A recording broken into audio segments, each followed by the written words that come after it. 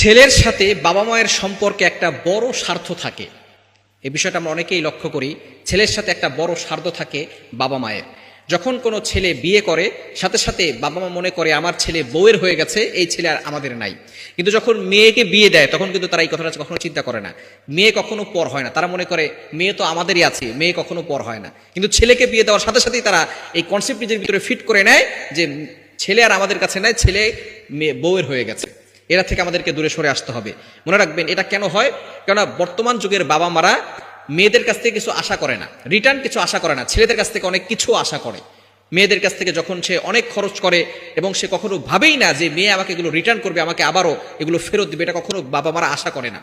কিন্তু ছেলেদের কাছ থেকে যখনই কিছু দেয় তখন আশা করে ছেলে এগুলো আমাকে আমাদের ফেরত দিবে, সে বড় হয়ে ইনকাম করবে, এগুলো আবার আমাকে ফেরত দিবে। অবশ্যই এটা হওয়া দরকার, ছেলেরা ইনকাম করবে, তারা তার বাবা মাকে দিবে। তবে বাবা মারা অতিরিক্ত বেশি আশা করে থাকে, যার কারণে সমাজের ভিতরে সুখ শান্তিগুলো নষ্ট হয়ে যাচ্ছে। এবং আরো যে বিষয়গুলো সেটা হচ্ছে, মেয়েদের কাছ থেকে যদি কোনো সময় মেয়েরা বিপদে পড়ে যায়, সাথে সাথে বাবা মারা তাদের স্বার্থের থেকেও বেশি হলেও তারা মেয়ের পাশে দাঁড়ায়, জামাইয়ের পাশে দাঁড়ায়, মেয়েকে সাহায্য করে, সামর্থ্যের বাইরে গেলেও তারা সাহায্য করার চেষ্টা করে। কিন্তু ছেলে যদি কখনো বিপদে পড়ে যায় তখন বলে তোর সমস্যা তুই নিজেই ঠিক কর, তোমার সমস্যা তুমি নিজেই সমাধান করো, তুমি বিয়ে করেছো, তুমি তোমার স্ত্রীকে দেখো, তোমার সন্তানদেরকে তুমি দেখো। কিন্তু মেয়ে যখন বিপদে পড়ে যায়, মেয়ের জামাই যখন বিপদে পড়ে, সাথে সাথে শ্বশুর শাশুড়ি যারা আছে, মেয়ের বাবা মা সাথে সাথে সেই মেয়ের পাশে দাঁড়ায়, জামাইয়ের পাশে দাঁড়ায়, তাদেরকে টাকা পয়সা সামর্থ্যের বাইরে গিয়েও তাদেরকে সাহায্য করার চেষ্টা করে। সুতরাং এই বিষয়গুলো আমাদেরকে খুব লক্ষণীয়।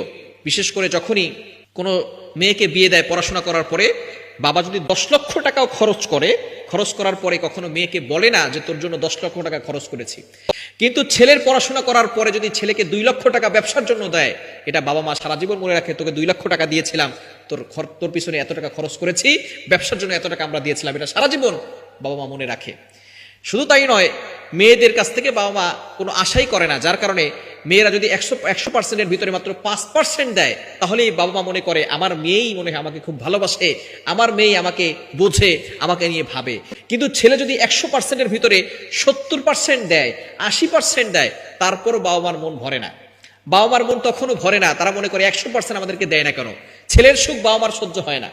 ছেলে তার বউকে নিয়ে সুখে আছে, তার সন্তানদেরকে সুখে আছে, এটা অনেক সময় ওই ছেলের বাবা মার সহ্য হয় না। কিন্তু মেয়ে যদি তার জামাইকে নিয়ে খুশি থাকে, সুখে থাকে, এটা তাদের কাছে খুব ভালো লাগে।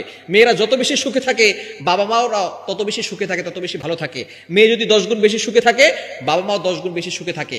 কিন্তু অনেক সময় ছেলেরা যদি সুখে থাকে, এটা অনেক বাবা মার সহ্য হয় না। বিয়ে করার পরে ছেলে পর হয়ে যায়, কখনো মেয়ের ব্যাপারে বলে না, তখন বলে আমার জামাইটা খুবই ভালো, মেয়ে যা বলে তাই শোনে। কিন্তু যখন